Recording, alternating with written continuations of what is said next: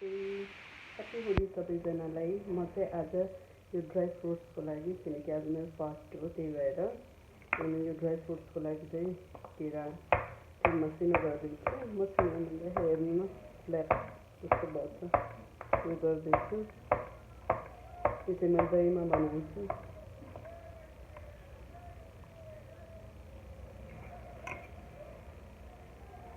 हाल्दाखेरि चाहिँ जे हाल्दाखेरि पनि हुन्छ यसमा ड्राई फ्रुट्समा, तर म चाहिँ अब केरा, सेउ अनि सुन्तला अनि हाल्दैछु। अनि अम्बा पनि, अम्बा चाहिँ नयाँ ट्राई है, यो यस्तो हुन्छ भनेर।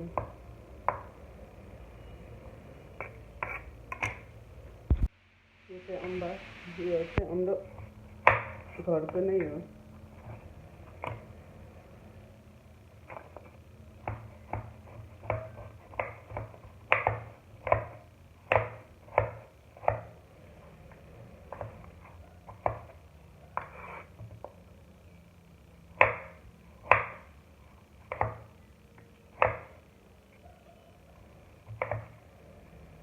बर्खा सर्खमा खाँदाखेरि चाहिँ एकदमै राम्रो हुन्छ। यो चाहिँ शीतल पनि हुन्छ। अहिले त धेरै गर्मी भएको छैन दहीसँग बनाएर खानलाई चाहिँ, तर खाँदाखेरि चाहिँ राम्रो हुन्छ, टेस्टी।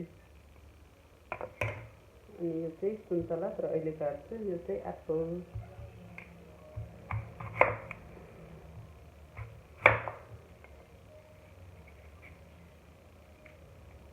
यसको पनि लामो स्लाइड गर्नु पर्ला, तब सजिलो हुन्छ। अनि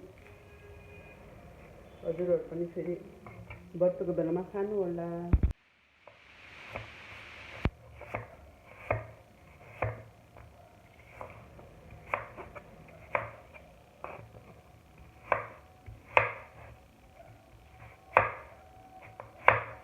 यदि मसिनो गर्दाखेरि पनि हुन्छ, तर अलिअलि मोटो राख्दाखेरि पनि हुन्छ।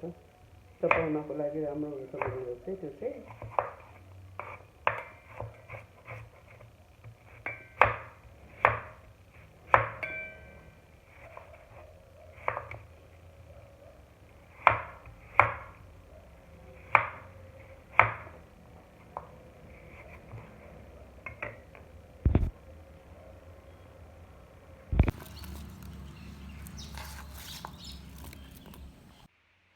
सुन्तला है।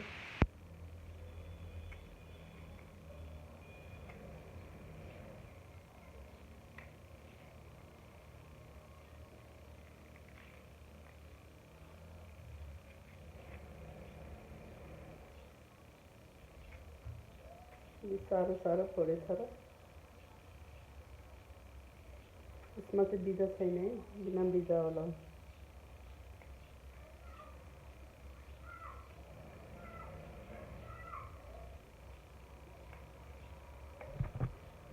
ड्राई फ्रुट्सहरू छ होइन, फर्सीको बुजा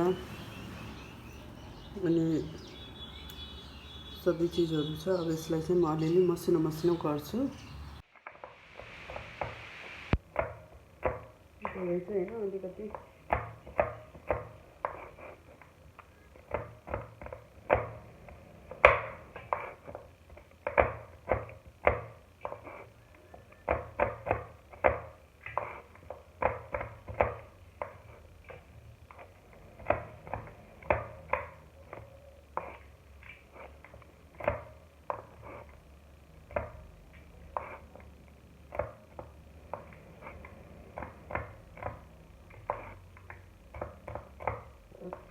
म चाहिँ धेरै मसिनो चाहिँ गरेको छैन, अलिअलि मात्र मसिनो गरेको छु। तपाईँहरू चाहिँ फेरि यसलाई मसिनो गर्दाखेरि पनि हुन्छ।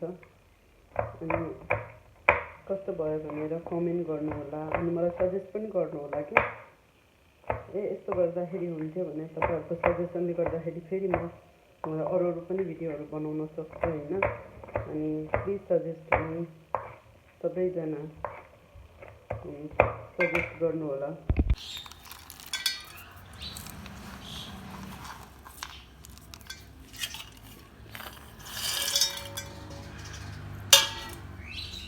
अनि मैले चाहिँ यो चिनीको सट्टा चाहिँ गुडको युज गरेको छु। गुडलाई पनि मसिनो गर्दैछु। अनि दही हाल्ने बित्तिकै त्यो त अलिक पग्लिहाल्छ। मलाई त्यो चिनी चाहिँ त्यति धेरै राम्रो लाग्दैन अनि हेल्थको लागि पनि त्यति धेरै राम्रो चाहिँ होइन। जब हेल्दी खाँदैछौँ भनेपछि हामीले हेल्दी कुराहरू नै गर्नु पर्यो नि त। अनि त्यही भएर चाहिँ यो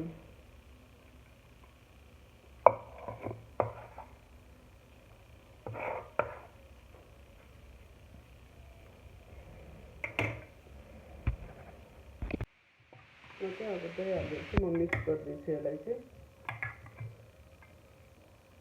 थ्याङ्क यू फर वाचिङ। मैले चाहिँ यसलाई एकदमै राम्ररी मिक्स गरिसकेको छु हेर्नु।